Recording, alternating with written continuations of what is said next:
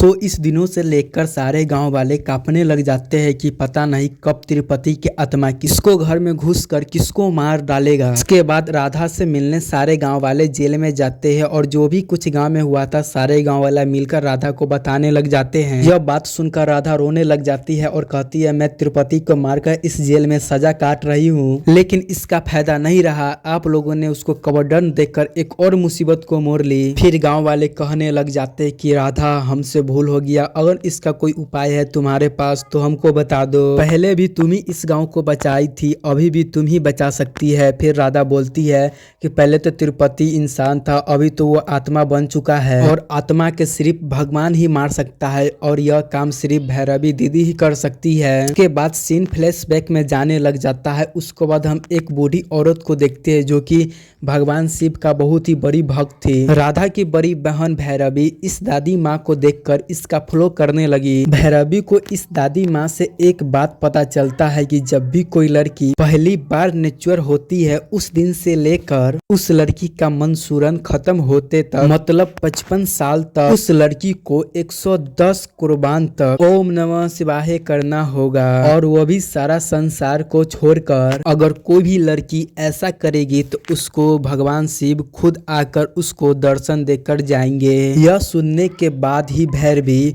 अपना 13 साल के ही उम्र में अपने माँ बाप को लेटर लिखकर और वह संन्यास ले लेती है। फिर उसको कुछ दिनों के बाद भैरवी के माँ पिता और उसकी दादी इस दुनिया से चली गई। गांव वाले राधा से पूछने लग जाता है कि वह भैरवी दीदी अब मुझे कहाँ मिलेगी।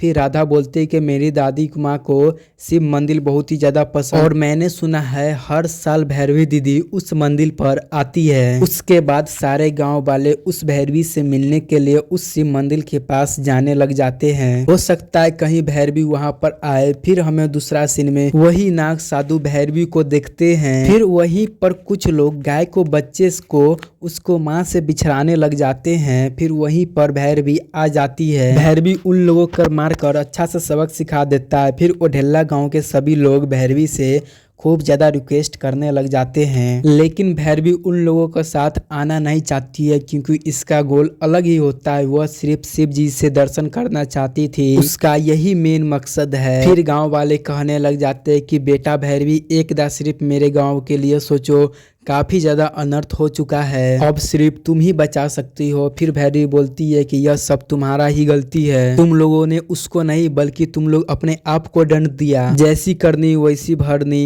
यही सृष्टि का नियम है। बाद में गांव वाले भगवान शिव का वास्तव देने पर भैरवी इस गांव में आ जाती है। गांव वाले भैरवी को लेकर तिरुपति के आत्मा जहां रहता था उसके पास में ले जाता है। भैरवी के साथ साथ में 2 शिष्य भी होता है। भैरवी इस गांव में जो भी कुछ हुआ था वो अपने सृष्टि के जरिए सारा कुछ जान जाता है। भैरवी यह भी जान जाती है कि तिरुपति के आत्मा बदले की आग में भटक रहा है। भैरवी गांव वाले से कहने लग जाती है कि कुछ दिन इस आत्मा को यहीं पर कैद कर रखना होगा, इसलिए कुछ चीज चाहिए। गांव वाले सभी मिलकर जो जो चीज चाहिए था भैरवी को ला कर देने लग जाते हैं। भैरवी इन सभी चीजों का लेकर तिरुपति के आत्मा के ऊपर एक चक्रबिंदु बनाने लग जाती है, जिस वजह से तिरुपति का आत्मा अपने कब्र से बाहर नहीं आ पाए। गांव वालों से कहने लग जाती है कि 15 दिनों तक तिरुपति के आत्मा कब्र के ही अंदर रहना होगा। मतलब 15 मंथ के बाद एक और मंथ होता है जिसमें बुरी आत्मा की शक्ति कम हो जाते हैं। उसके बाद तिरुपति का लाश कर बाहर निकाल कर उसे कर्मंच करना पड़ेगा, तब जाकर उसका आत्मा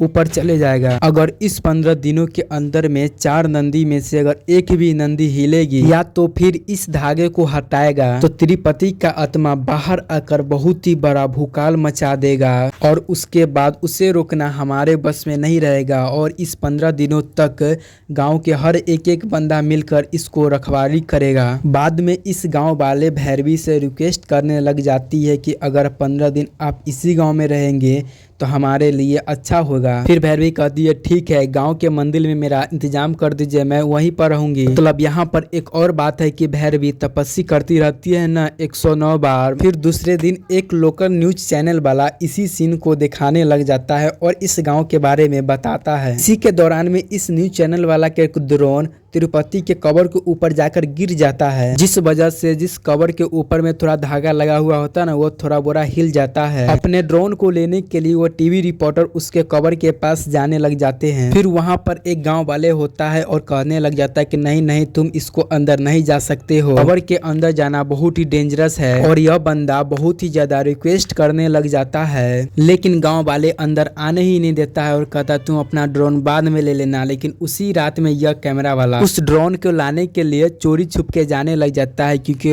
ड्रोन बहुत ही ज्यादा कीमती होता है। जब यह ड्रोन को ले रहा था तभी इसको पैर में एक कांटा चुभ जाता है और उसका खून तिरुपति के ऊपर पर गिर जाता है। उसके बाद क्या था, तिरुपति के आत्मा इस रिपोर्टर के अंदर घुस जाता है। उसी वक्त इस भैरवी को भी पता चल जाता है कि गांव में जरूर कुछ न कुछ हुआ है। फिर तिरुपति के आत्मा उस भैरवी के पास जाती है, जिसमें भैरवी उस समय स्नान करता रहती है। भैरवी को देखकर तिरुपति के आत्मा कहने लग जाता है कि ऐसा सुंदरता मैंने कभी भी नहीं देखी और इसके साथ तो एक रात बिताना ही पड़ेगा। फिर तिरुपति का आत्मा अंदर जाने लगता था। उसी वक्त एक मंदिर का बहुत ही भयानक सांप आगे आकर खड़ा हो जाता है। वह सांप और तिरुपति के बीच में बहुत ही जबरदस्त लड़ाई होने लग जाता है। फिर उस जगह भैरवी जाकर तिरुपति को आत्मा को समझाने लग जाता है कि जब तक मैं इस गांव में हूँ तब तक इस गांव के तुम कुछ भी नहीं कर सकता है। तिरुपति भी चैलेंज देने लग जाता है कि मैं देखता हूँ कि इस गांव के तुम कब तक बचा लोगे। उसके बाद राधा भी जेल में से निकलकर अपने गांव में आने लग जाती है। फिर के बाद सारे गांव वाले मंदिर में बैठकर यह डिसाइड करने लग जाते हैं कि इस बार फेस्टिवल खूब धूमधाम से होगा। लेकिन उसी वक्त एक बहुत ही बड़ा आंधी आने लग जाता है। सारा खिड़की दरवाजा अपने आप टूटने लग जाता है और इसी तरह सारा गांव वालों को तिरुपति का आवाज सुनाई देने लग जाता है। तिरुपति कहता रहता है, वाह रे वाह भैरवी, मुझे तो कवर के अंदर कैद कर तुम फेस्टिवल मनाने लगी। तुम लोगों ने मेरा कहर नहीं देखा, तुम लोग आज देखेंगे कि मैं कितना शक्तिशाली हूँ, तुम्हारे शिव से भी ज्यादा शक्तिशाली। सचमुच में यह तिरुपति के आत्मा पावरफुल बन चुका था। फिर भैरवी से कहती है कि तुम क्या सोच रहे हो, यही न सोच रहे कि तुम मैंने अपना कवर से बाहर कैसे आया। बल्कि जब तिरुपति के आत्मा उस रिपोर्टर के अंदर घुसता है ना, उसी समय उस रिपोर्टर ने जाकर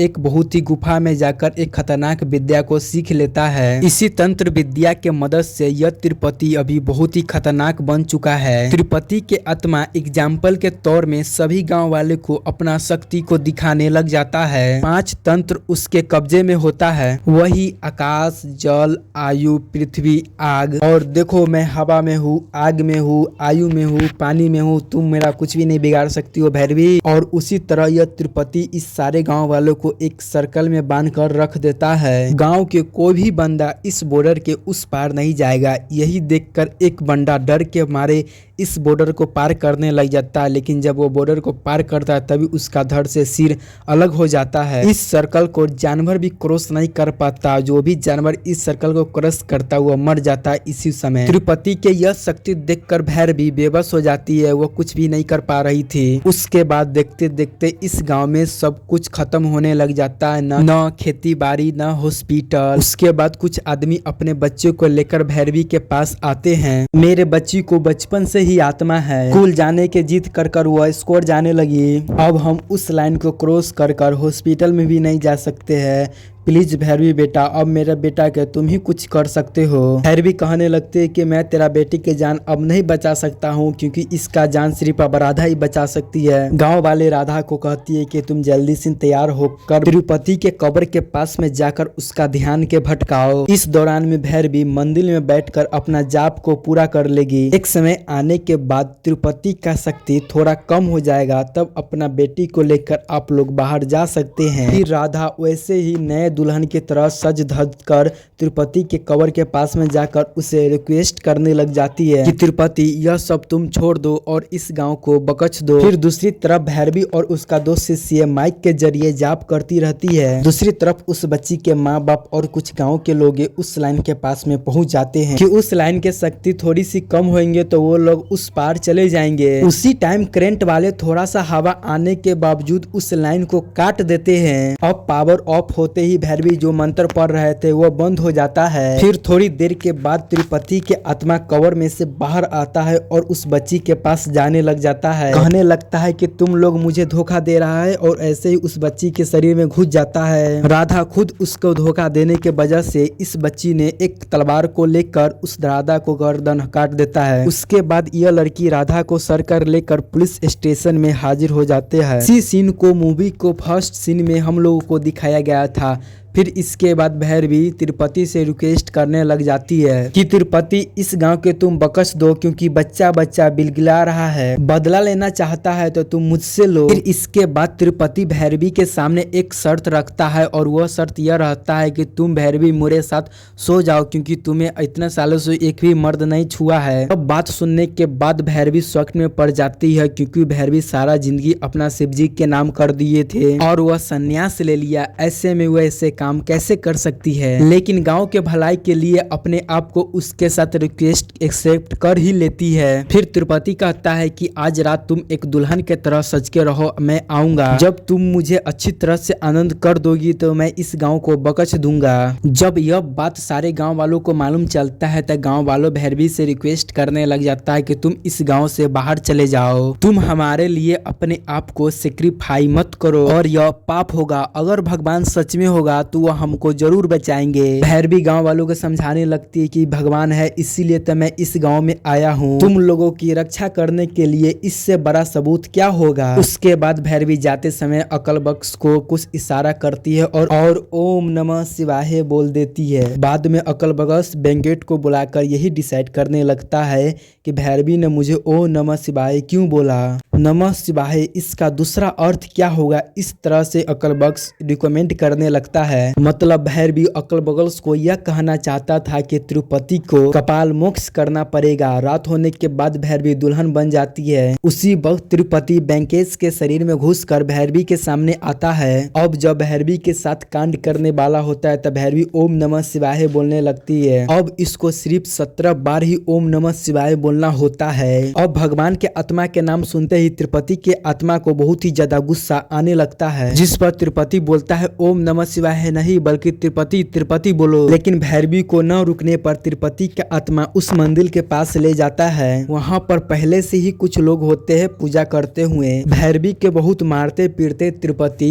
सभी गांव वाले के सामने कहने लग जाता है कि मैं तुम लोगों के सामने इस भैरवी को RIP करूंगा, अगर कोई भी अपना आंख बंद करेगा तो उसका खैर नहीं। लेकिन भैरवी तब पर भी ओम नमः शिवाय बोलती रहती है। फिर फाइनली तिरुपति का आत्मा भैरवी को ऊपर उठाकर नीचे गिरा देता है। अब भैरवी के सिर्फ एक बार ही ओम नमः शिवाय बोलना था मगर भैरवी अब होश में ही नहीं थी। उसी वक्त एक छोटी सी बच्ची जाकर मंदिर में नंदिनी के काम में मदद मांगने लगता है। फिर वह नंदी पैलेस में से उठकर भैरवी के पास में जाकर उसके कान में हल्का सा फूंक मारने लगता है। यह देखकर तिरुपति का आत्मा इस गांव वाले पर बहुत बड़ा जादू करने लग जाता है। फिर भैरवी आखिरी बार ओम नमः शिवाय बोल देती है। फिर भैरवी का तपस्या पूरा हो जाता है और शिवजी इसको दर्शन दे देते हैं और शक्ति के तौर पर शिवजी अपना त्रिशूल भी दे देते हैं। और दूसरी तरफ सेम टाइम पर अकलबख्श उसका लाश को खोदकर उसके साथ कुछ करने लग जाता है जो कि भैरवी कहा था। और भैरवी सेम टाइम पर त्रिशूल लेकर तिरुपति को आत्मा को मार डालता है। और इसी के साथ में यह मूवी खत्म हो जाता है और फाइनली इसका तीसरा भी पार्ट बहुत ही जल्द आने वाला है।